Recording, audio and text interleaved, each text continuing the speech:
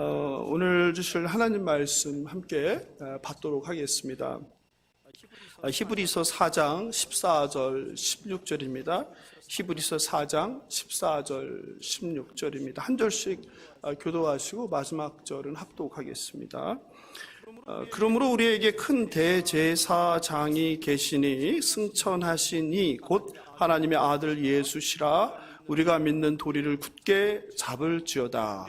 우리에게 있는 대제사장은 우리의 연약함을 동정하니 못하실 이가 아니요 모든 일에 우리와 똑같이 시험을 받으시니로되 죄는 없으시니라. 함께 읽겠습니다. 그러므로 우리는 긍휼하심을 받고 때를 따라 돕는 은혜를 얻기 위하여 은혜의 보좌 앞에 담대히 나아갈 것이니라. 16절 다시 한번 읽을까요? 시작. 우리는 긍휼하심을 받고 때를 따라 돕는 은혜를 얻기 위하여 은혜의 보좌 앞에 담대히 나아갈 것이니라. 아멘. 봉헌기도 올려드리겠습니다. 오늘 오후에 제2회 북토크가 있습니다.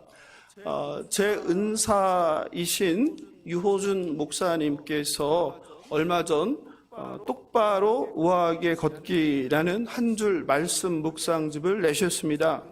은사께서는 20년 넘게 신대원에서 제자들을 가르쳤고 그리고 현장에서 담임으로 목회를 하셨습니다. 그러니까 책상 위에서 성경책을 연구하기만 하신 분이 아니라 현장 목회 현장에서 본인이 직접 담임으로 사역하면서 삶과 그 목회 현장에서 제자들과 성도들과 구르면서 삶을 함께 사셨습니다. 그렇게 하나님을 경험하고 깨달은 말씀의 은혜가 보석처럼 책의 구석구석마다 가득합니다. 개인적으로 늘 신뢰하며 존경하는 선생님입니다.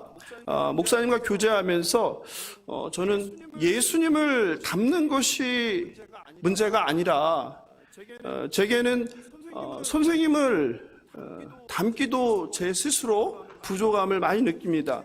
책을 이미 읽어보신 분들도 계시겠지만 며칠 전 제가 읽다가 감동받았던 글 하나를 소개하려고 합니다.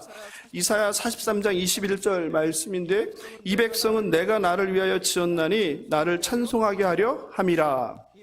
이 말씀 한 줄을 가지고 묵상하는 거예요. 그 글의 제목이 주님을 찬양할 수만 가지 이유라는 글이에요. 제가 읽어드리겠습니다. 그냥 잘 보이시나요? 글씨가 작아서 안 보일 것 같은데 제가 읽어드릴게요. 그냥 안 보여주셔도 될 것 같습니다. 어느 날 시간 끝에 서 있다는 것을 느낀다. 살아갈 날이 살아온 날보다 아주 적게 남았다는 생각이 지워지지 않을 것이다. 새벽녘의 금성보다 황혼역의 금음달이 애잔하게 다가올 때 육체는 쇠약해지고 팔과 다리는 가늘어졌으며 조금만 달려도 숨이 찬다. 우리는 살아온 것처럼 살아가며 그날을 맞이한다. 지금까지 그분의 은혜에 감사하며 용기를 내었다면 끝날이 다가올 때도 그렇게 할 것이다. 내 영혼이 그분의 한결같은 은혜를 노래하기를 소망한다. 천년 만년 영원히 찬송하기를 바란다. 할렐루야. 오늘 주일 예배에 오신 모든 성도님들을 오후에 있을 똑바로 우아하게 걷기에 북토크로 초대합니다. 신앙에 대한 고민의 안개가 걷히고 자비하신 하나님을 만나 삭막한 여러분의 마음에 햇살이 비추고 기쁨의 생수가 솟아남을 경험할 것을 확신합니다. 향방 없이 허공을 가르며 울리는 꽹가리 소리가 아니라 여러분의 가슴을 적시며 하나님께 돌아가게 하는 그런 시간이 되길 주님의 이름으로 축원합니다. 제가 이렇게 북토크 광고를 요란하게 했습니다. 제 선생입니다.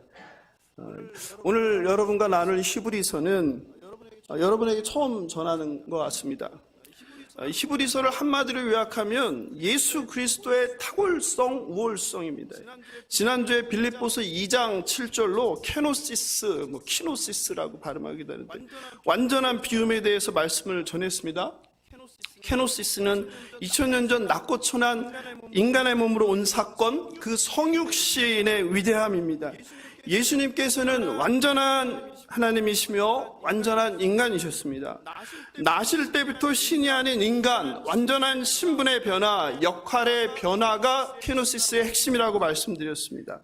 그러니까 특정한 순간, 예를 들어서 십자가의 대속의 순간에 할 수 있지만 자신의 권한을 포기한 것이 아니라는 뜻입니다. 예수님은 날 때부터 인간이란 낮은 신분으로 자기를 완전히 비웠다는 것을 의미합니다. 주일 오후에 청년들과 항상 나눔을 하니까 여러분 그 주보에 항상 문제를 제가 실어 놓잖아요. 설교 나눔. 청년들이랑 그 설교 나눔을 하면서 삶 가운데 예수님의 자기를 비우심, 그 낮아지심을 구체적으로 어떻게 적용해야 할지, 또 어디까지 해야 하는지에 대한 실질적인 그 성도들의 그 고민의 이야기를 들을 수 있었습니다. 또 북토크를 앞두고 성도님들께서 책을 읽으시고 그와 관련되어 삶 가운데 고민하시는 질문들을 제가 읽었습니다. 의외로 많은 성도님들께서 이 땅에 오신 예수님을 하나님으로만 생각하는 오류를 갖고 있구나라는 것을 알 수 있습니다. 그리고 케노시스라는 것을 권리의 일시적인 포기로 잘못 알고 있는 경우가 많습니다. 그래서 자기 비움이란 케노시스에 대한 이야기를 오늘 이 히브리서 말씀을 통해 좀 더 여러분과 나누면 좋겠다라는 생각을 했습니다. 그 예수님의 그 인성과 신성에 대한 논쟁은 우리 그리스도인에게는 그 삼위일체 논쟁만큼이나 뜨거운 감자입니다. 삼위일체라는 것을 이렇게 말로 표현할 수 없잖아요. 마찬가지로 예수님의 신성과 인성도 그와 같은 논쟁거리예요. 특별히 하나님께서 인간의 몸이 되었다는 그 성육신, 여러분 가운데 이걸 정말 믿고 있는 분이 과연 얼마나 있습니까? 네? 분명히 이 가운데는 그 성육신의 그 신비를 이해가 안 되니까 믿지 않는 분이 분명히 있습니다. 단순히 그냥 믿는 척 아는 척 할 뿐이죠. 이와 관련해서 2세기 초대교회에도 대표적으로 영지주의자들이 있었습니다. 영지주의는 인간의 몸, 이게 물질이라는 것을 속되다고 생각했어요. 그러므로 거룩하신 하나님의 영이 더러운 물질인 인간의 몸으로 올 수 있어요, 없어요? 예? 다시요. 물질은 속되다고 생각했어요. 하나님은 거룩하신 영이에요. 그러니까 거룩한 하나님이 인간의 더러운 몸, 물질이라는 것으로 올 수 있습니까, 없습니까? 없다고 생각한 거죠. 그게 영지주의죠. 그러면 거룩하신 하나님의 영이 인간의 몸으로 올 수 없다는 것은 성육신을 부인하는 거죠. 이 성육신을 부인하는 것은 또 무엇을 부인하게 됩니까? 예수님께서 죽으시고 몸으로 부활한 것을 부인하게 되는 거죠. 또 예수님께서 부활하시고 하늘로 몸으로 승천하신 것을 부인하는 거죠. 이해되시죠? 그러나 성경은 반복해서 설명합니다. 예수님은 완전하신 하나님이시고 완전하신 인간이다. 히브리서 저자는 예수님의 탁월성을 설명하면서 바로 오늘 본문 히브리서 4장 14절 16절을 통해서 이것을 다시 한번 강조하는 거예요. 예수님은 완전하신 인간이셨습니다. 예수님은 완전하신 하나님이십니다. 그리고 예수님은 우리의 큰 대제사장입니다. 오늘 말씀을 통해서 예수님이 완전한 인간이고 완전한 하나님이었다는 그 성육신의 신비에 대해서, 그리고 예수님이 우리의 큰 대제사장이 되었다는 것이 무엇을 의미하는지를 저와 여러분이 좀 더 깊이 이해할 수 있으면 좋겠습니다. 첫 번째입니다. 예수님은 완전한 하나님으로서 죄가 없으십니다. 다시요. 예수님은 죄가 없으신 분입니다. 14절에서 예수님을 이렇게 묘사합니다. 승천하시니 곧 하나님의 아들 예수. 그죠? 어떻게 해요? 승천하시니 곧 하나님의 아들 예수. 사랑하는 성도 여러분, 우리 가운데 죽지 않고 하늘로 몸이 들려 승천할 수 있는 분이 누가 있겠습니까? 없죠. 누구만이 가능한 겁니까? 하나님만 가능한 거죠. 당시에 누가복음에만 이게 기록되어 있죠. 누가행전이라고 하죠. 누가복음과 사도행전을 누가행전이라고 같은 거죠. 그죠? 누가가 그래서 누가만이 예수님의 승천을 묘사하고 있죠. 예수님의 승천 사건은 당시 목격자들 몇 명이죠? 500여 명이 넘는 사람들이 그 승천을 목격했는데, 그 승천은 당시 목격자들에게는 황홀하고 감격스럽고 신비스러운 사건이었습니다. 승천은 예수가 완전한 하나님의 아들이라는 것을 증명하는 사건이죠. 또한 승천은 예수께서 이 땅에서의 하나님께서 맡겨주신 모든 사역을 끝내고 그리고 하늘 왕의 자리로 돌아갔다는 것을 의미합니다.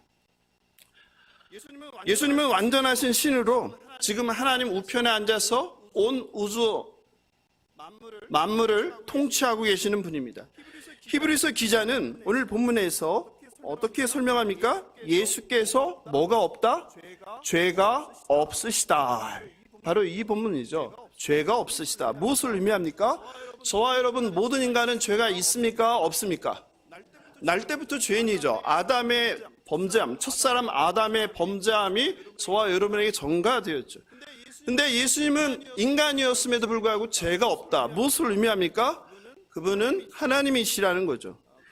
광야에서 마귀가 시험을 했어요. 예수님은 승리하셨습니다. 그리고 예수님은 너희 중에 누가 나를 죄로 책잡겠느냐 질문하셨어요. 죄가 없다고 스스로 말씀하신 거죠. 세상 지도자였던 빌라도는 나는 그에게서 아무 죄도 찾을 수 없다라고 결론 내렸죠. 바울은 예수님을 죄를 알지도 못하는 자라고 소개했습니다. 죄가 없다는 것, 이것은 예수님이 하나님이라는 증거입니다. 예수님은 인간이 할 수 없는 초자연적인 통치를 하셨죠. 여러분 기억하시는 초자연적인 통치가 뭐가 있습니까?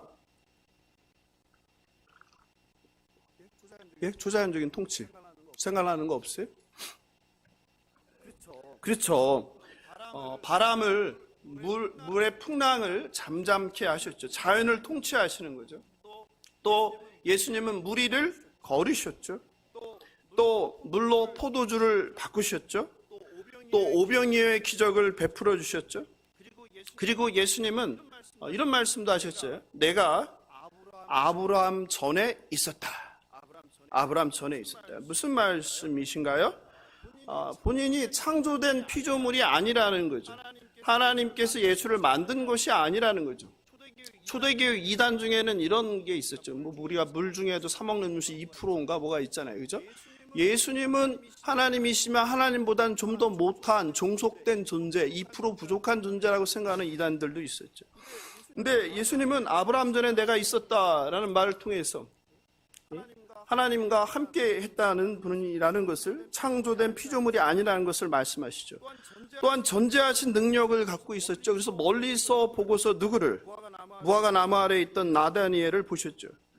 무엇보다도 하나님의 권세라고 할 수 있는 죄사함의 권세를 가셨죠. 또한 죽으시고 스스로 부활하셨죠. 그런 점에서 예수님은 하나님의 전능하심, 전지하심, 무소부재하심, 영원하심을 지니고 계십니다.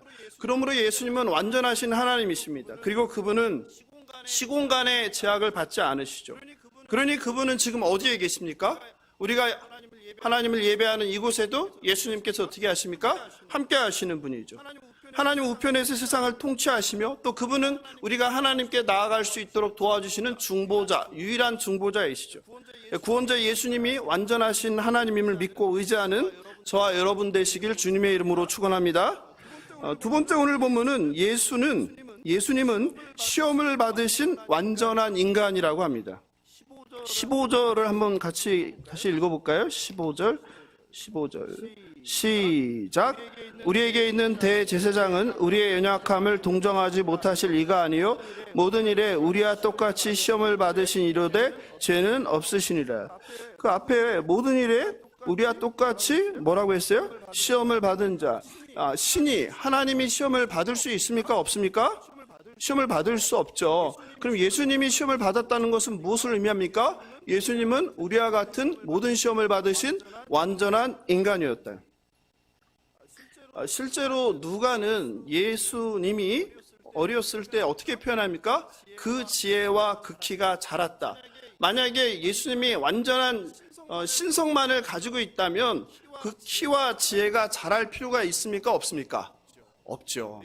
예수님은 완전한 인간이었다는 거예요. 그래서 뭐가? 키가 자라나야 됐고 지혜가 자라나야 됐다고 누가는 진술합니다. 요한은 또 예수님이 목이 마르다고 하셨어요. 하나님이 목이 마를 수 있습니까? 없지요. 근데 예수님은 목이 마른 인간이었어요. 예수님은 하루 종일 일을 하면은 어떻게 했어요? 힘이 넘쳐나셨어요? 피곤해서 주무시고 싶어 하셨어요? 피곤해서 주무시고 싶어 하셨죠. 하나님이신 분이 피곤할 수 있어요? 없어요? 우리 성경은 하나님을 뭐라고 표현합니까? 하나님은 졸지도 않으시고 주무시지도 않으시고, 그죠? 하나님 이런 분이잖아요. 근데 예수님은 어떻게 했어요? 저녁이 되면 하루 종일 힘들어서 피곤하셔서 주무셔야 됐어요. 마태에 따르면 광야 40일 금식 기도를 한 후에는 또 어떻게 했어요? 배가 고프셔요. 줄이셨어요. 그죠? 배고프다고. 나사로가 죽었을 때는 뭐하고 하셨어요? 슬퍼하고 우셨어요. 예수님이 완전한 인간이란 더 분명한 증거는 그분과 가까운 사람들의 증언이에요. 예수님과 가까운 사람들이 누구예요? 엄마, 아빠, 형제, 그리고 동네 사람들이죠. 그 동네 사람들은 뭐라고 하죠? 이는 그 목수의 아들이 아니냐, 그죠? 아니, 그 목수의 아들 아니야? 근데 제가 왜 저러고 있어? 이 말이죠, 그죠? 무슨 얘기예요? 그냥 동네의 평범한 목수의 아들, 동네 애라는 거죠. 요한은 그의 형제들이라도 예수를 믿지 아니했다. 여러분, 형제가 예수를 믿지 않는 거예요. 아니, 저의 가족이 제가 목사라는 걸 믿지 않는 거예요. 예? 그 어느 정도인지 아시겠죠? 이렇게 예수님은 완전한 인간이셨어요. 그런데요, 어떤 분들은 이렇게 생각하겠어요.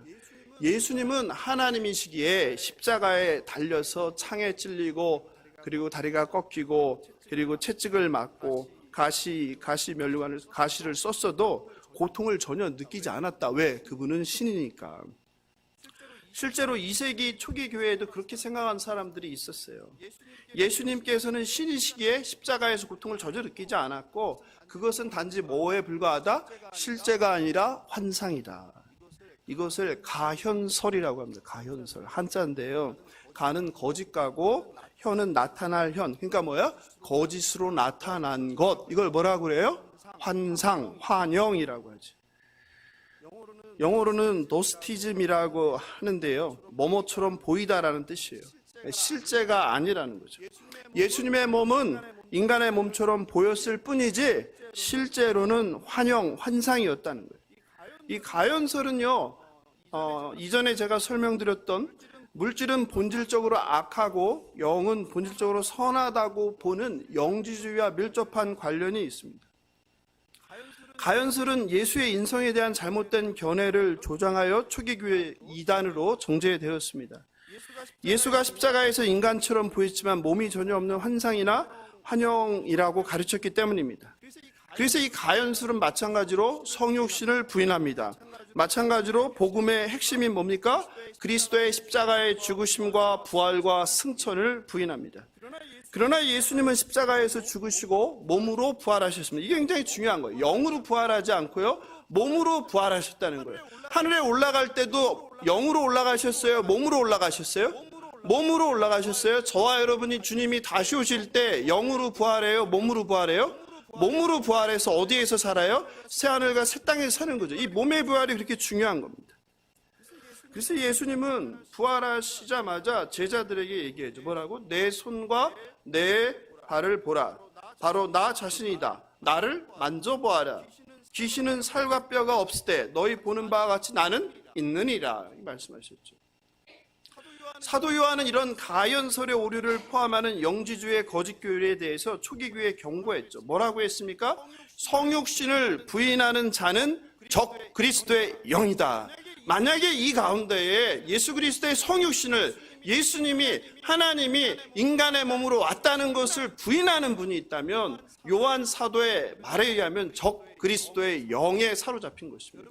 여러분, 이게 이렇게 중요한 것입니다. 예수님은 인간이시기에 우리의 고통, 슬픔, 외로움, 굶주림, 소외, 공포, 두려움을 다 아십니다. 왜냐하면 예수님은 완전한 인간으로 저와 여러분이 살면서 겪는 그 많은 감정과 고통들을 동일하게 겪으신 분이시기 때문입니다. 예수님은요, 우리와 동일하게 한계를 지니고 살았어요. 이거 기억하십시오. 여러분 자꾸 예수님을 하나님으로만 생각하는데요. 꼭 기억하셔야 돼요. 예수님은 뭐라고요? 저와 여러분처럼 어떤 한계를 지니고 살았다는 거예요. 여러분 이런 말씀 들어보셨어요? 이렇게 생각해 보셨어요? 완전한 인간이라는 게 뭐예요? 저와 여러분이 한계를 지니고 있잖아요. 시공의 한계, 능력의 한계가 있잖아요. 예수님은 저와 여러분과 동일한 인간이었기 때문에 한계를 지니고 살았어요. 근데 예수님은 하나님이라는 생각 때문에 사로잡혀서 자꾸 그 십자가의 그 대속을 부인하는 거예요. 여러분 이걸 아셔야 돼요. 완전한 인간이셨어요. 그래서 한계를 지니며 살았어요. 예수님은 우리와 같은 연약한 육체를 지니고 한계적인 삶을 살았다는 것이 무엇을 의미하냐면요. 무엇을 의미할까요? 저와 여러분 한계를 지닌 우리에게도 뭐가 있다? 소망이 있다는 거예요. 거기 질문지 제가 넣었는지 모르겠어요. 우리에게 소망이 있다는 거예요. 예수님은 우리와 똑같은 사람이었다는 거예요. 날 때부터. 그게 우리에게 소망이 되는 거예요. 우리도 연약하지만 어떻게 할 수 있다는 거예요? 사탄의 유혹에 넘어지지 않을 수 있다는 거예요. 우리도 연약하지만 어떻게 해요? 죄에 굴복하지 않을 수 있다는 거예요. 예수님께서 친히 그 본이 되어주신 거예요. 그래서 성경은 예수님을 뭐라고 표현하세요? 우리의 본이 되신 예수 그리스도. 겸손의 본, 희생의 본, 사랑의 본이 되어주신 예수 그리스도. 그러나 사람들은요, 예수님을 인간이 아닌 하나님으로만 생각하는 경향이 있어요. 그래서 좀 뭔가 특별한 게 나오면 뭐라고 해요? 아이, 저거야 하나님이니까 가능하지. 인간이 어떻게 저렇게 하면서 핑계대기 바빠요. 그래서 그분이 하신 일을, 그분이 가신 길을 우리는 할 수 없어 하고서 담기를 포기하세요. 그래서요, 우리에게는, 저와 여러분에게는 그런 모범이 되어줄 예수님 말고 다른 누군가가 현실적으로 필요한 것 같아요. 제게는 앞서 소개한 유호준 선생님이 그런 분이세요. 저는 그냥 선생님이라고 부르는 게 좀 편해요. 교수님, 부총장님, 목사님 이거보다. 목사님은 삶으로 제게 작은 예수의 삶이 어떠한지를 보여주셨어요. 참 이 설교 시간에 누군가를 예수님 말고 이렇게 말씀드리는 게 그래서 또 선생님 이렇게 좋아하는 것도 아니고. 근데 여러분한테 꼭 소개하고 싶어요. 늘 제가 봤을 때 더 올라갈 수 있는데, 높은 자리로 더 올라갈 수 있는데 멈추세요.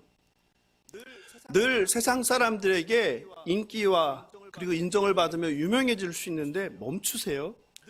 늘 더 많이 가질 수 있는데요, 그 손을 펴서 나눠주세요.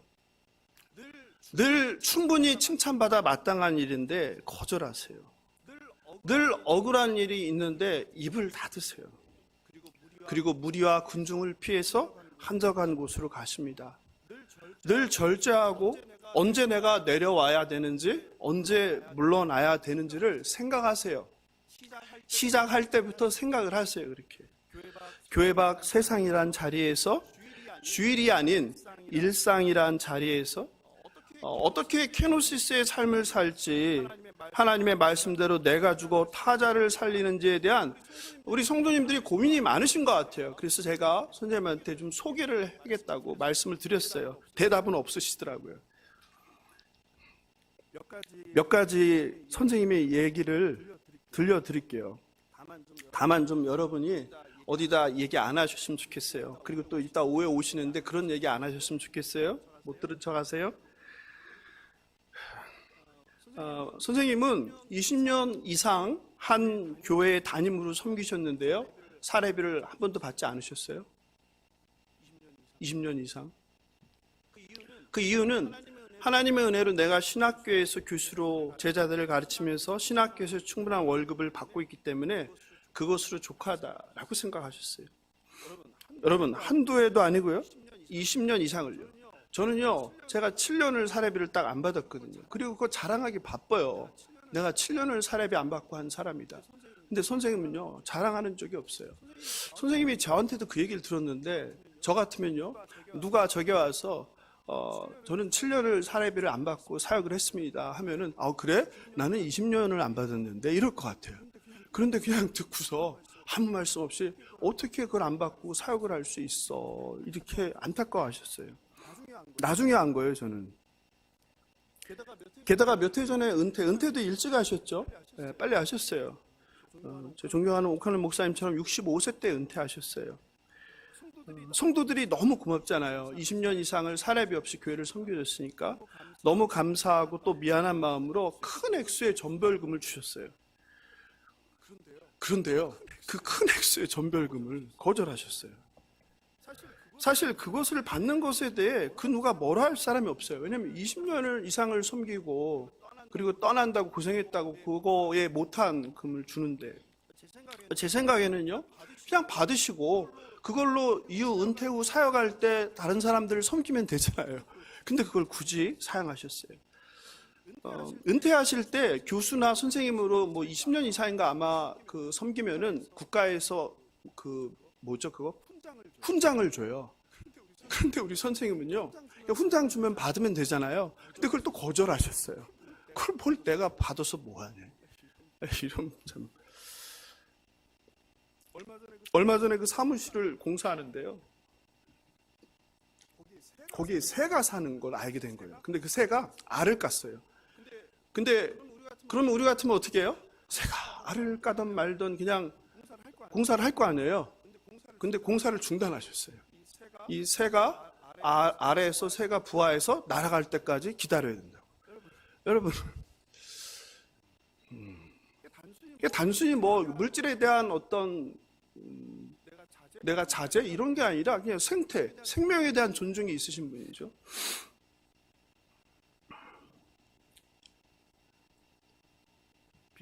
비밀로 해주시기 바랍니다.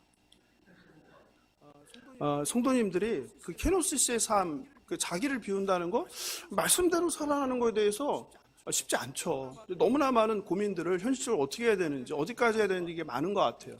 그래서 제가 우리 선생님 이야기를 너무 멀리 있는 사람 이야기를 하면 와닿지 않으니까 오늘 오후에 만나게 될 분의 이야기를 제가 들렸어요. 저는 그런 선생님 곁에서 늘 보고 듣고 배웁니다. 그리고 저도 비록 연약하지만 저도 할 수 있다는 무엇을요? 희망을, 소망을 마음에 품는 거예요. 제가 많이 부족하지만 선생님 걸어가신 그 뒤에서 그 그림자를 따라 걸어가려고 흉내내는 거예요. 그러나 여전히 예수님이 아니라 그 대단하신 탁월하신 그 예수님이 아니라 제 곁에 계신 사람인, 완전한 사람인 그 선생님을 따라 걷는 것도 저에게는 벅찹니다. 사랑하는 성도 여러분 가운데도 만약 예수님이 완전한 우리와 같은 인간이 아니라 하나님이기 때문에 그렇게 생각이 돼서 예수님께서 행하셨던 모든 일이 와닿지 않는 분이 있다면 여러분이 곁에서 늘 보고 배울 누군가가 필요합니다. 바라옵기는 저는 예수사랑교회 공동체의 모든 지체들이 서로에게 그런 삶의 본이 되어주길 소망합니다. 나보다 남을 낮게 여긴다면 이게 성경의 가르침 아니에요? 여기 계신 모든 사람이 삶과 신앙에 있어서 나의 스승이며 본이 될 수 있다고 생각합니다. 서로 존중하며 서로 배우고 함께 자라나는 예수사랑교회 공동체 되시길 주님의 이름으로 축원합니다. 2000년 전 이 땅에 케노시스 자기를 비워 완전한 인간으로 오셔서 죄인인 우리를 위해 십자가의 죽음의 길을 가시어 우리에게 본이 되어주신 그 예수님을 꽉 붙잡으시고 주의 도리를 꽉 붙잡으라고 오늘 본문이 이야기하잖아요. 그 예수님을 꽉 붙잡고 좁은 문 좁은 길 협착한 길 꽃길이 아닌 광야길 가시밭길을 따라가시는 저와 여러분 되시길 주님의 이름으로 축원합니다. 세 번째, 예수님은 큰 대제사장입니다. 14절 같이 한번 읽어볼까요? 다시 한번 14절 시작. 그러므로 우리에게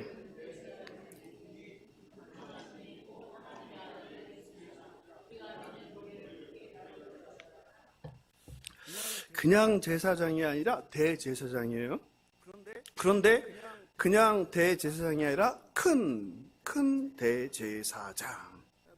무슨 말이에요? 지금까지 그 어떤 제사장들, 인간 제사장들, 대제사장들보다 비교할 수 없는 탁월하신 분이라는 거죠. 그렇다면 예수님이 대제사장이라는 것은 무엇을 의미할까요? 구약성서에서 제사장은 뭐 하는 사람이에요? 제사를 드리는 거예요. 그죠? 동물을 잡는 사람이에요. 그죠? 제물을 잡는 사람이에요. 대제사장은요, 1년에 딱 한 번이에요. 언제예요? 7월 10일. 얼마 남지 않았네요. 7월 10일. 욤 키푸르라고 하죠. 대속제일. 대속제일, 욤 키푸르에 1년에 단 한 번 어디예요? 지성소에 들어갑니다. 들어가서 뭐 하는 거예요? 이스라엘 백성의 죄를 속죄하기 위해서 잡은 동물의 피를 어디에? 그곳에 뿌리는 거예요. 여기서 피를 뿌리는 장소가 어디입니까? 지성소 어디에 뿌립니까? 제가 듣기로 뭐 제가 오기 전에 해마다 이거 했다고 들었는데 뭐 제사 맨날 예? 잘 아실 거 아니에요? 예? 예? 모르세요? 레위기 16장 15절 굉장히 중요한데요. 같이 읽어보겠습니다. 레위기 16장 15절.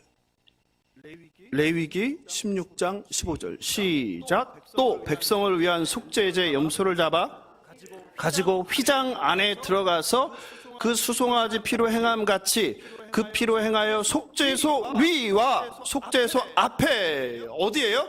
피를 뿌리는 게 속죄소 위와 속죄소 앞이에요. 속죄소가 뭡니까? 하나님의 법궤 위가 속죄소예요. 속죄소. 하나님의 법궤의 뚜껑이 뭐예요? 속죄소예요. 한번 그 그림을 한번 보여주겠어요? 사진. 예.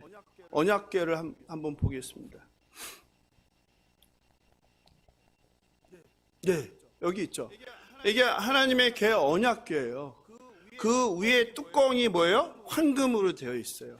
그리고 그 황금 양쪽에는 뭐가 있어요? 그룹이 있어요. 두 그룹이 날개를 뻗어서 뭐 하고 있어요? 속죄소를 덮고 있어요. 되시죠? 이 영어로 the most place라고 해요. most는 자비니까 자비의 자리, 은혜의 자리라는 뜻이에요. 이걸 속죄소, 다른 말로는 시은소라고 해요.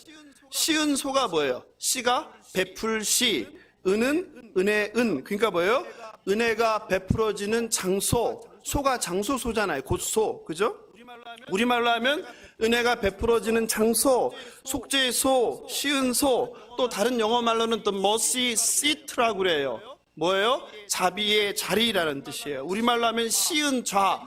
그러니까 이게 다 동일한 말이에요. 제가 그 보내드린 거 있나요? 자막. 예. 그러니까 다 동일한 말이에요. 뭐가요? The mercy place, 속죄소, 시은소, 그리고 예, 자막 없나요? 예, 시은자. 예, 이게 다 동일한 말이에요. 똑같은 말인 거예요. 이해되시죠? 여기에다 뿌리는 거예요. 여기가 어디냐? 이게 중요하네. 어디예요? 언약궤의 위 뚜껑. 여기다 뿌린다는 거예요. 해마다 대제사장이 이 일을 반복해야 됐어요. 그래서 백성들의 죄를 동물의 제물의 피로 드려야 됐어요. 그런데 하나님께서는 히브리서 기자를 통하여 누가요? 예수 그리스도가 완전한 하나님이고 완전한 인간이고 그리고 큰 대제사장이신 예수가 십자가에서 피를 흘려서 우리에게 단 한 번의 영원한 속죄를 드렸다는 거예요. 이제 더 이상 이런 대제사장의 제사가 필요하지 않다? 필요하지 않다는 거예요. 이게 얼마나 놀라운 축복입니까? 성경에서 최초의 대제사장이 누굽니까? 아론이죠. 아론을 포함한 대제사장들과 예수의 다른 점은 무엇입니까? 대제사장들도 우리와 똑같은 인간이라 뭐가 있다?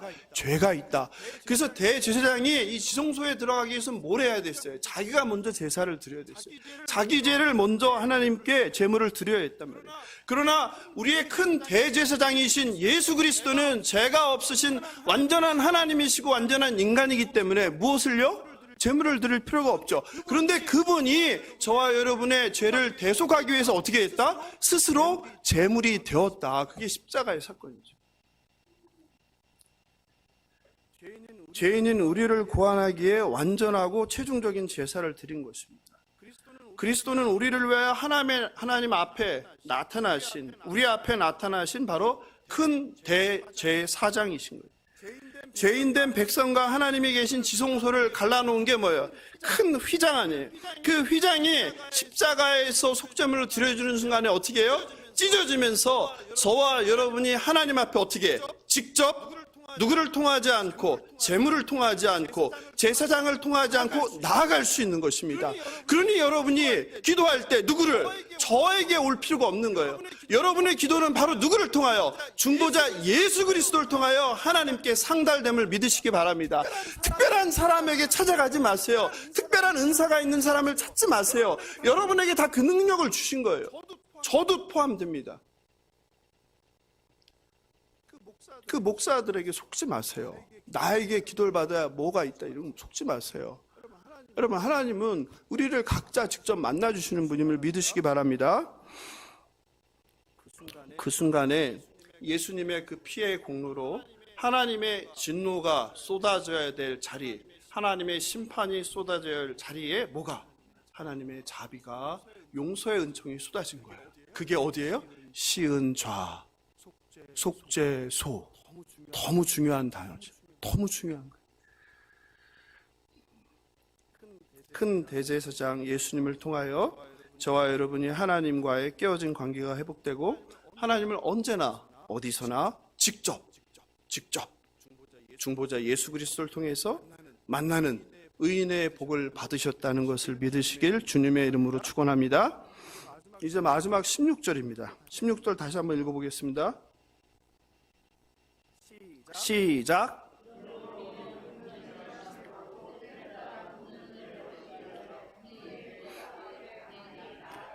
이 히브리서 4장 16절은 성경의 보배 중에 보배죠. 왕관에 박힌 보석과 같은 거죠. 다이아몬드와 같은, 왕관의 다이아몬드와 같은 거죠. 근데 한국교에서 또 한편 굉장히 오용되는 본문이기도 하죠. 여기서 긍휼이라는 것은 제가 몇 번 설명했는데 히브리어로 레헴이라고 했죠. 레헴은 무엇을 의미한다고 그랬죠? 자궁, 여자의 자궁. 우리는 긍휼하심, 자궁, 엄마의 자궁. 무엇을 나타내요? 아기는 엄마의 자궁 안에서 가장 큰 사랑과 평강과 평화와 화평을 경험하는 거예요. 가장 많은 사랑을 받는 것이 뭐예요? 엄마의 자궁이에요. 태어나면 뭐예요? 세상의 것들로 자녀를 먹이지만 자궁에 있을 땐 누구 걸 직접 줘요? 엄마 걸 직접 주는 거죠. 이 자궁, 그 안에서 가장 행복한 거예요. 가장 사랑을 많이 받는 거예요. 그게 바로 뭐예요? 긍휼이라는 거예요. 하나님께서는 하나님 앞에 나오는 저와 여러분에게 바로 이 엄마의 자궁과 같은 사랑, 기쁨, 은혜, 감사, 모든 것을 부어주시는 거예요. 여기서 담대히 나간다는 것은요, 문자적으로 해석하면 모든 것을 말한다는 뜻이에요. 하나님께 우리 마음의 모든 것을 쏟아낸다는 뜻이에요. 사랑하는 성도 여러분, 그러므로 기도는 하나님 자녀의 놀라운 특권이에요. 그런데 기도를 가식적으로 하면 되겠어요? 그럼 본인의 특권을 스스로 포기하는 거예요. 기도는 나의 안에 있는 모든 것을 이야기하시는 거예요. 그러다 보면 잘못 구하는 게 있어요, 없어요? 있죠, 많죠. 근데 그것조차도 누가? 예수 그리스도, 중보자 예수께서 하나님께 바르게 전하는 게, 그게 기도라는 우리에게 받은 하나님 자녀의 특권이에요. 중보자 예수님께 모든 삶의 아픔을 쏟아 부으시길 바랍니다. 그래서 우리가 기도할 때 누구를 부르는 거예요? 예수님을 부르지 않고 누구를 부르는 거예요? 주님을 부르는 거예요. 주님, 하나님 아버지. 그리고 항상 하나님을 먼저 찬양하는 거예요. 자비하신 하나님 아버지. 그냥 하나님 하시면 안 돼요. 여러분이 하나님을 자꾸 표현해야 돼요. 인자하신 하나님 아버지. 코가 길어서 노하기를 더디하시는 하나님 아버지. 우리의 생사복을 주관하시는 하나님 아버지. 하나님을 표현할 줄 알아야 돼요. 그냥 하나님 하시면 안 돼요. 그리고 신실하셔서 우리가 하나님 말씀대로 살면 복을 주시는 하나님 아버지 맞죠? 하나님 아버지 이렇게 하는 거예요. 그래서 여러분 기도할 때 예수여 하는 거를 제가 좀 이렇게 안 하면 좋겠다. 주님 하는 게 좋겠다. 이렇게. 예수님은 우리가 기도 끝날 때 어떻게 해요?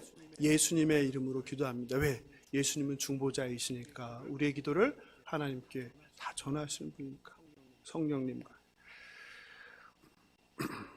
그냥 제가 이해되시죠?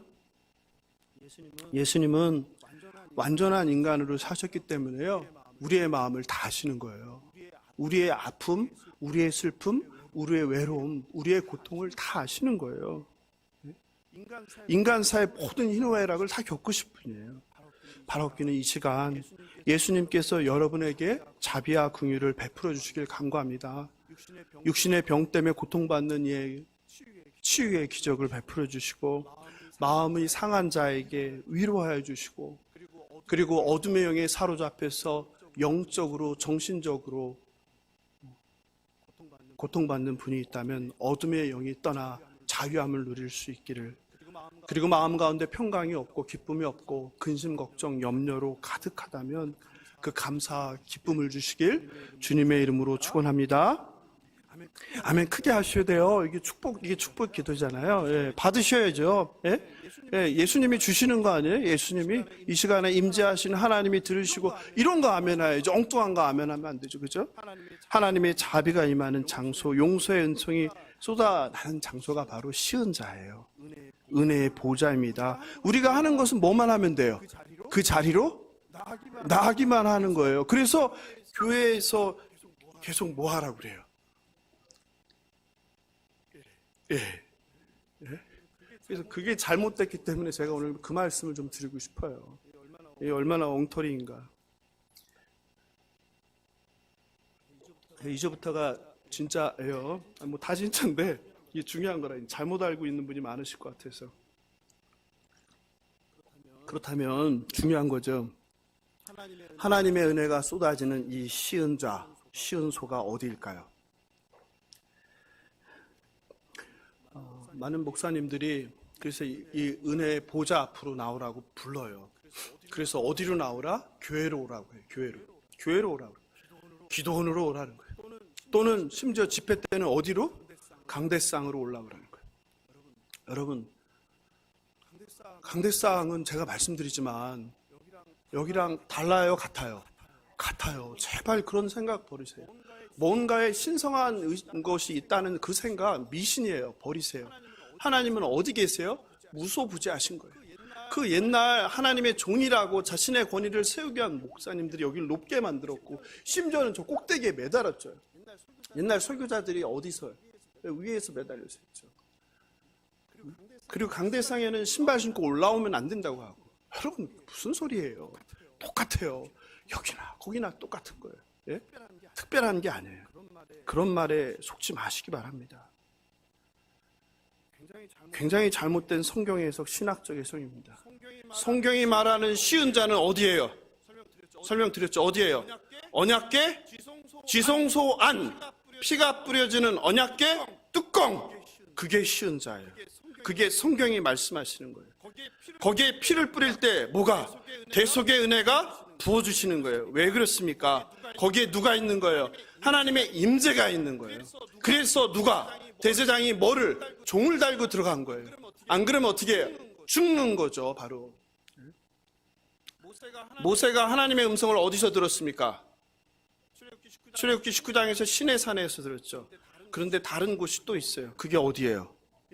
예? 민수기 7장 89절 같이 읽어보겠습니다. 이거 굉장히 중요한데 시작. 모세가 회막에 들어가서 여호와께 말하려 할 때에 증거궤 위 속죄소 위에 두 그룹 사이에서 자기에게 말씀하시는 목소리를 들었으니 여호와께서 그에게 말씀하심이었더라. 하나님 아버지가 어디에서 말씀하셨어요? 시내산 말고 성막, 지성소 안, 언약궤 위 이 두 그룹 사이에서. 그러니까 그곳이 어디예요? 하나님의 임재의 자리예요. 하나님의 임재. 다시 한번 그 언약궤 사진 보여주시겠어요? 예, 저 두 그룹 팔 아래에서 하나님이 사이에서 말씀하셨다는 거예요. 유대인들은 있잖아요. 저걸 보면 이렇게 팔이 이렇게 되어 있죠. 이렇게. 예? 여기에 하나님이 어떻게 한다? 앉은다고 생각했어요. 여기에 엉덩이를 마땅한 게 없네요. 이렇게 앉는 거예요. 이해되시죠? 언약궤를 여러분이 찾아보시면 두 종류가 있어요. 또 하나 보여주실까요?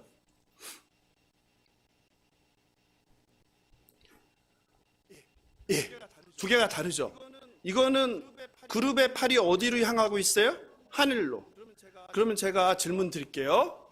유대인들이 생각하는 언약궤는 첫 번째 팔이 이렇게 된 걸까요? 이게 하늘로 날개로 뻗은 걸까요? 예? 유대인들은 어떻게 생각한다고 그랬어요? 하나님의 언약궤에 앉는다. 그럼 팔이 이렇게 돼 있으면 앉으면 어떻게 돼요? 엉덩이가 찔려서 아프잖아요. 그래서 두 개 중에서 유대인들이 생각하는 언약궤는 어떻게 된 거예요? 앉기 편한 평평한 거예요. 이게 언약궤. 아시겠죠? 이해되시죠? 유대인들은 그렇게 생각하는 거예요. 그러면 하나님이 이게 언약궤인데 여기 이렇게 앉았어요. 그럼 맨 밑에 뭐가 나와요? 제가 이렇게 좀 그러네요. 앉았어. 그러면 맨 밑에 뭐가 나와요? 아빠 첫 번째 언약궤 보여주세요. 첫 번째 언약궤 저를 보여주시면 여기 이렇게 앉았어요. 그럼 여기에 뭐가 나와요? 발이 보이죠? 그래서 이걸 뭐라고 하는 거예요? 하나님의 발등상이라고 하는 거예요. 이게 성경에 나오죠. 이걸 막 엉터리로 가르치는 분들이 있는데 이게 그런 뜻이에요. 즉 하나님의 발등상은 뭘 얘기하는 거야? 하나님의 언약궤. 거기에 하나님이 앉아 있는 거예요. 임재를 나타내는 거예요. 한번 찾아볼까요? 실제 그런지 시편 132편 7절입니다. 132편 7절 시작. 우리가 아직 준비가 안 된답니다. 예, 시작. 우리가 그의 계신 곳으로 들어가서 그의 발등상 앞에서 엎드려. 그러니까 이 발등상 앞이 어딜 얘기하는 거야? 하나님의 지성소 안에 하나님의 언약궤를 말하는 거예요. 나 시편 99편 1절 볼까요? 99편 1절 시작. 여호와께서 다스리시니 만민이 떨 것이요 여호와께서 어디에? 그룹 사이에 앉아 계시다. 거기에 앉아 계시. 이제 유대인의 생각인 거예요. 5절 시작. 너희는 여호와 우리 하나님을 높여 그의 발등상 앞에서 경배할지어다. 그러니까 하나님의 발등상이 뭔지 알겠죠? 하나님의 궤, 언약궤라는 거예요. 그럼 뭘 나타내는 거예요? 하나님이 앉아 계신 곳, 하나님의 임재를 삼는 하나님의 임재, 거기다가 피를 뿌리는 거예요. 이제 하나님의 발등상이 무엇을 의미하시는지 알겠죠?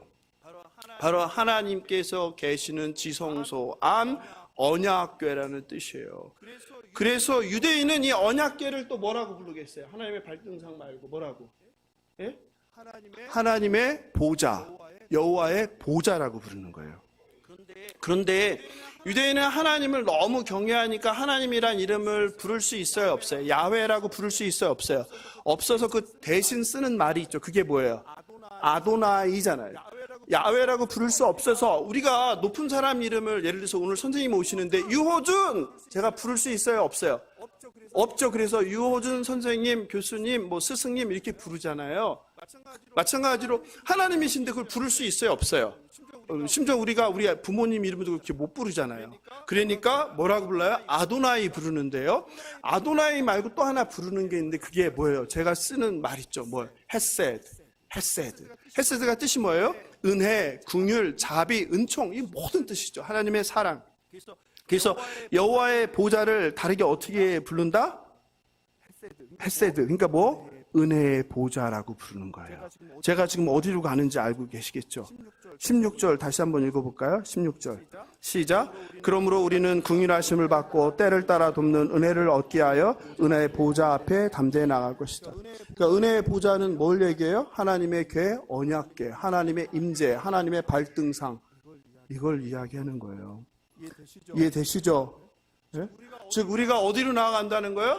하나님의 임재 앞으로 나간다는 뜻이에요. 그럼 그 하나님의 임재를 나타내는 하나님의 언약궤로 나가야 되는데 그 언약궤가 어디 있어요? 언약궤가 어디 있습니까? 사라져 버렸죠. 하나님의 궤가 사라져 버렸죠. 그래서 야사에서 제가 한번 말씀드렸잖아요. 솔로몬 왕을 찾아온 누가? 에티오피아의 시바 여왕이 어떻게 했다? 만났는데 성경에는 안 나오지만 함께 거기서 머물렀다. 머물다가 어떻게 됐다? 사랑에 빠졌고 그래서 아기를 갖고 돌아가게 됐다.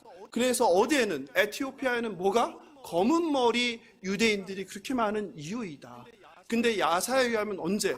그 아들이 솔로몬 왕을 찾아갔고, 그리고 돌아갈 때 솔로몬 왕이 그 개를 선물로 같이 보냈다라는 게 이게 야사에 등장하는 거고, 우리 성경에서는 그때 솔로몬 왕 이후로 이 언약궤가 나오지 않아요.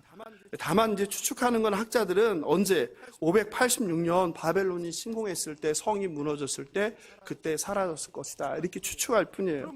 그럼 우리가 이제 하나님의 그 은혜를 경험하기 위해서 하나님의 궤로 나가야 되는데, 그래서 지금은 에티오피아에도 뭐가 있다? 언약궤 교회가 있다고 했잖아요. 그리고 자기네들이 그걸 보관하고 있다고 했잖아요. 네? 그럼 우리가 거기까지 가야 돼요? 진짜인지 아닌지 모르지만 아니죠. 이제 보겠습니다. 그럼 히브리서 기자는 언약궤가 없어요. 그럼 이 은혜의 보좌를 어디라고 말하는 걸까? 이게 중요한 거죠. 은혜의 보좌가 어디예요? 히브리서 10장 16절을 함께 보겠습니다. 히브리서 10장 16절 18절 같이 읽어보겠습니다. 시작. 주께서 이르시되 그날 후로는 그들과 맺을 언약이 이것이라 하시고 내 법을 그들의 마음에 두고 그들의 생각에 기록하리라 하신 후에 또 그들의 죄와 그들의 불법을 내가 다시 기억하지 아니하리라 하셨으니 이것들을 사하셨은즉 다시 죄를 위하여 제사 드릴 것이 없느니라. 여기서 중요한 게요, 그 16절에 그날 후로는 그들과 맺을 언약이 이것이라 하시고 내 법을 그들의 마음에 두고 이렇게 했잖아요. 이거는 뭐냐면 예레미야의 말씀을 인용한 거예요. 히브리서 기자가. 굉장히 중요한 부분이에요. 그럼 예레미야의 그 유명한 31장 31절 33절을 가서 볼까요? 여러분 이미 아시는 분 계실 것 같은데, 새 언약이죠? 같이 읽어보겠습니다. 시작. 여호와의 말씀이니라. 보라, 날이 이르리니 내가 이스라엘 집과 유다 집에 새 언약을 맺으리라. 이 언약은 내가 그들의 조상들의 손을 잡고 애굽 땅에서 인도하여 내던 날에 맺은 것, 이걸 뭐라 그래요? 시내산 언약, 옛 언약과 같지 아니할 것은 내가 그들의 남편이 되었어도 그들이 내 언약을 깨뜨렸습니다. 여러분, 언약은 다른 말로 하면 뭐예요? 결혼이에요. 혼인. 하나님과 우리가 부부관계라는 거예요. 근데 부부관계의 도를 행하지 않고 깨뜨렸다, 바람을 피웠다는 거예요. 그게 뭐예요? 우상숭배잖아요. 우상숭배. 그러나 그날 후에 내가 이스라엘 집과 맺을 언약은 이러하니, 이것을 새 언약이라. 이 새 언약은 어디에? 내가 나의 법을 어디에다? 그들의 속에 두며 그들의 마음에 기록한다. 옛 언약은 어디에 새겨졌어요? 돌판에 새겨서 어디다 놨어요? 언약궤 안에 집어넣었잖아요. 근데 새 언약은 어디다 새겨요? 우리의 마음에, 우리의 생각에 새기는 거예요. 돌판이 들은 게 언약궤예요. 하나님의 임재예요. 그러면 새 언약은 하나님께서 다시 허락하신 새 언약은 우리의 마음에 새겼어요? 우리의 생각에 생겼어요? 그럼 언약궤가 어떤 거예요? 마음에 새긴 거라니까. 그 돌판이잖아요. 그럼 언약궤는 뭐예요? 저와 여러분. 하나님의 마음, 성령을 받음, 그리스도를 믿음, 그리스도를 인격적으로 영접함, 그런 사람이 언약궤의 역할을 하는 거죠. 여러분 아시겠어요? 그러니 우리는 보좌 앞에 하나님의 은혜의 자리로 나가기 위해서 어디로 가는 거예요? 아니에요? 아닌 거예요. 누가? 저와 여러분이 이 안에 누가 있으면, 성령이 있으면, 성령이 인쳤으면, 그러면 교회 나오는 사람은 다 성령이 인친 사람이에요? 아니에요? 아니에요. 여러분 아니에요. 이 중에도 있을 거예요. 그냥 주일마다 종교생활 하시는 분. 그래서 기도해야 돼요. 성령을 달라고. 예수를 인격적으로 만나게 해달라고. 여러분 놀랍지 않습니까? 하나님께서 그 결혼의 약속을 어긴 부정한 짓을 한 자기 백성을 용서하시고 새 언약을 맺어주시고 이제는 돌판이 아니라 우리 마음판에 기록한다고 하시는 거예요.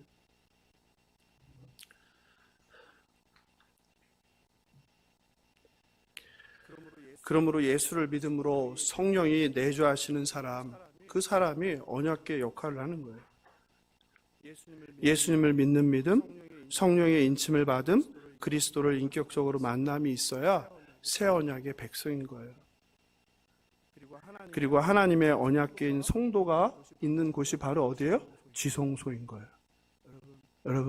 여러분이 있는 곳이 지성소인 거예요. 이것이 사도 바울이 말한 뭐예요? 우리 몸은 그리스도의 성전. 저와 여러분이 거룩한 성전이라는 거예요. 이 교회가, 이 예배당이 성전이 아니에요. 제발 그런 용어 쓰지 마세요. 비성경적이에요. 네? 여기는 건물일 뿐이에요. 건물이에요. 우리 몸이 성전이에요. 그래서 나쁜 생각하면 안 되는 거예요. 나쁜 짓 하면 안 되는 거예요. 왜? 성령을 모신 집이잖아요. 그래서 이 몸을 잘 건강하게 관리하는 거예요. 네? 담배 안 피는 거예요. 그래서 그것 때문에 다른 게 아니잖아요. 몸을 혹사하지 않는 거예요. 왜? 이 안에 누가 계시니까? 성령이. 잘 들으십시오. 그러므로 성도는, 잘 들으세요. 성도는 교회에 있을 때의 모습과 교회 밖 세상에서의 모습이 다를 수 없어요. 다시요. 교회 안에서의 모습과 세상에서의 모습이 다를 수 없어요. 성도는 보냄받은 세상에서 지성소로 언약궤로 살아가는 존재예요. 그래서 일주일에 한 번 교회 안 보다 나머지 여러분이 교회를 떠나는, 오늘 예배 드리고 점심을 먹고 떠나는 교회 밖 세상 일상이 중요한 거예요. 그게 진짜예요. 일상에서 하나님의 교회 지성소로 살아가는 것이 진짜 그리스도인이에요. 교회 와서 아무리 정직한 척하고 거룩한 척하고 구별된 척하고 섬기는 척하면서 교회 밖만 나가면 거짓말하고 사기치고 도둑질하고 교통법규를 위반하고 법을 지키지 않고 식당에서 일하는 사람을 무시하고 경비원을 무시하고 청소하는 사람을 무시하고 이렇게 산다면 그리스도인이라고 할 수 없는 거예요. 그냥 일주일에 한 번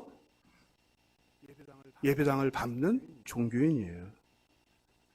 그리고 더 이상 구약의 대제사장처럼 때에 따라 주시는 은혜를 받기 위하여 특정한 장소 갈 이유가 없어요. 강대상에 올라올 이유도 없고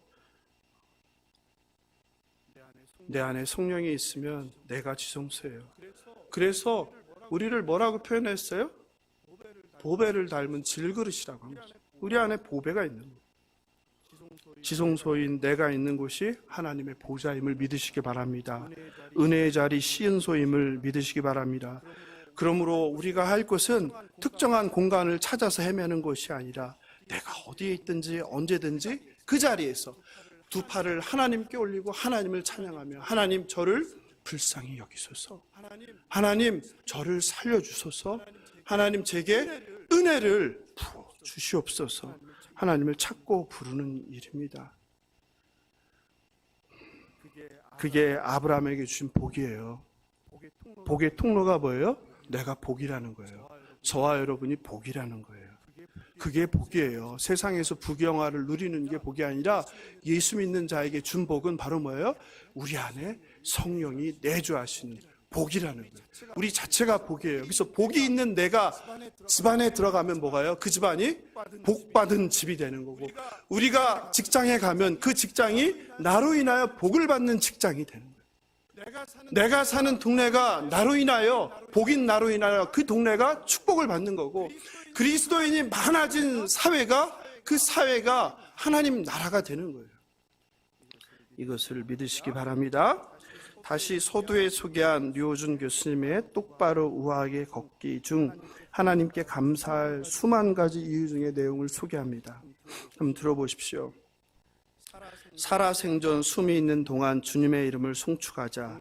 긍휼하심이 많으신 그분, 은혜로우시고 너그러우시고 넉넉하게 호의를 베푸시는 그분, 쉽게 분노하시지 않으시며 인내하시며 기다려주시는 그분, 한결같으시고 신실하시며 약속을 기억하시고 끝까지 함께하시며 견고한 사랑, 변함없는 사랑, 실패하지 않는 사랑을 보내주시는 그분, 거짓을 멀리하시고 언제나 진실성과 진정으로 나를 대해주시는 그분, 숨이 멎는 날까지 그분을 노래하고 그분이 행하신 일들을 감사하고 그분의 은덕을 높이 찬양하길 소망한다.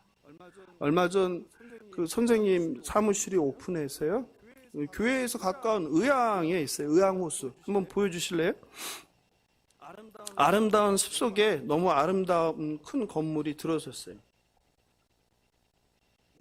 예, 다니엘의 샘이라는 곳인데 그 다음 사진 보여주세요. 예, 의왕 호수가 내려다 보이죠. 예, 그 다음 보여주실까요? 예, 이 숲속에, 이 산속에 저 건물이 있는 거예요. 참 제가 보고 깜짝 놀랐죠. 왜냐면 선생님 돈이 없는 걸 아는데, 이게 무슨 사무실이야, 무슨 산속에 그냥 큰 건물이 들어섰는데 깜짝 놀랐죠. 목사님 말씀하시길 무척 조심스러워 하셨어요. 아니, 수십 년을 사례비도 없고 은퇴할 전별감도 거절했는데 이게 무슨 일일까? 그런데요, 그걸 알게 됐어요. 최근에야. 수십 년을 사례비를 받지도 않고 은퇴할 때 전별금도 거절한 것에 너무 마음 아파하신 성도께서 수년을 찾아다니다가 이 큰 건물이 있는 이 산을 전체를 사셔서 주셨어요. 사용하라고. 사랑하는 성도 여러분, 얼마나 놀라우신 하나님이십니까? 얼마나 감사한 하나님입니까? 저는요, 제자로서 선생님이랑 숲속을 걸으면서요, 그 자비하시고 신실하신 하나님을 그냥 찬양했어요. 그런데 잘 들으세요. 앞에 거 잊어버리세요. 그런데 목사님은 그 순간에도 저를 가르치시는 거예요. 매우 조심스러워 하시면서 절대로 이 본인의 사례가 일반화되면 안 된다는 거예요. 여러분 이해하시겠어요? 이 사례가 일반화되면 안 된다는 거예요. 내가 이렇게 하나님께 헌신했으니까 하나님께서 이렇게 큰 복을 주셨다, 이렇게 일반화되면 안 된다는 것을 그 순간에도 저를 깨우쳐 주시는 거예요. 평생 주님의 나라를 위해, 주님의 몸된 교회를 위해서 헌신하고 희생해도요, 끝에 이런 영광을 이 땅에서 경험하지 못하는 사람이 더 많습니다. 여러분 이걸 아셔야 돼요. 아무리 하나님 나라를 위해서 충성되이 애써도요, 이런 복을 이 땅에서 누리지 못하는 사람이 더 많아요. 그래서 선생님은 그걸 아시는 거예요. 그래서 절대 이것이 일반화되면 안 된다고 그 순간에도 저를 가르쳐 주시는 거예요. 얼마나 많은 사람들이 피해 순교를 합니까? 그래서 그들이 무슨 복을 받습니까? 그들의 자녀들이 무슨 복을 받습니까? 물론 받는 사람도 있죠. 여러분이 생각하는 그 세상의 복을. 그러나 더 많은 사람들이 전혀 그런 복을 받지 못해요. 그저 하늘의 복만 있는 거예요. 그래서 저는 선생님 뒤를 따라 흉내내기가 참으로 버겁습니다. 오늘 이 내용도 오후에 목사님께 아는 척하지 마시고 비밀로 해주시길 바랍니다. 여러분 하나님을 올바로 알길 원합니다. 성경을 올바로 알길 원합니다. 말씀을 마무리합니다. 오늘 설교 제목이 뭔가요? 10,000 Reasons. 송축회 내용은인데요, 유명한 CCM 제목입니다. 이 곡은 원래 영국의 찬양 인도자이며 싱어송라이터 맷 레드맨이 쓴 곡인데요, 원래 원제가 10,000 Reasons, 만 가지 이유들이에요. 저는 송축의 내용보다 사실은 이 원래 이름 만 가지 이유들이 더 좋아요. 하나님을 찬양할 만 가지 이유들. 사랑하는 성도 여러분, 여러분은 하나님을 찬양할 만 가지 이유들을 갖고 계세요? 불평할 100가지 이유가 아니라 하나님을 찬양할 만 가지 이유. 그 가사 중에 이게 너무 감동적이에요. 번역을 잘한 것 같아요. On that day인데, 바로 그날에 나의 힘이 다하고 나의 삶의 여정 마칠 때 끝없는 찬양 나 드리리라. 수많은 세월 지나 영원히. 얼마나 아름다운 고백입니까? 이 찬송의 고백이, 이 찬양의 고백이 저와 여러분 우리 모두의 고백이 되길 바랍니다. 삶의 무게가 너무 무거워서 혹은 끝없이 반복되는 고난에 짓눌려서 살얼음판 인생을 살다 보면 만 가지는 고사하고 10가지 은혜, 아니 한 가지 은혜도 기억 못합니다. 오히려 불평불만만 100가지, 1000가지 늘어납니다. 만약 우리 가운데도 하나님의 그 어떤 은혜도 기억나지 않는다면 오직 한 가지라도 기억하시길 바랍니다. 나를 위해서 십자가 위에서 죽으신 예수 그리스도, 그거 한 가지만이라도 붙으시길 바랍니다. 그리고 나를 위해 죽으신 하나님의 아들 예수를 찬양하시길 바랍니다. 그분은 우리의 구세주 메시아입니다. 그분은 우리의 왕이십니다. 예수가 길이요 진리요 생명이십니다. 어쩌면 주님을 찬양할 만 가지 이유도 우리에겐 필요 없어요. 오직 단 하나, 예수 그리스도. 그분 한 분이면 족합니다. 그분으로 인해서 내게 쏟아질 죽음의 심판의 진노가 영생의 축복으로 바뀌었다는 것을 기억하시기 바랍니다. 사랑하는 성도 여러분, 여러분이 보냄받은 가정에서, 직장에서, 동네에서, 그리고 교회에서 때를 따라 돕는 지성소, 은혜의 보좌로 살아가시길 주님의 이름으로 축원합니다. 케노시스의 완전한 사랑, 그 예수님을 바라보고 꽉 붙잡고 흔들리지 않는 믿음의 길을 걸어가시길 바랍니다. 보냄받은 세상에서 날마다 매 순간 하나님께서 우리에게 부어주실 그 은혜를 간구하며 힘들지만 좁은 문 좁은 길, 내가 죽어 사람을 살리는 그 길, 진리의 길을 걸어가시는 저와 여러분 모두 되시길 주님의 이름으로 축원합니다.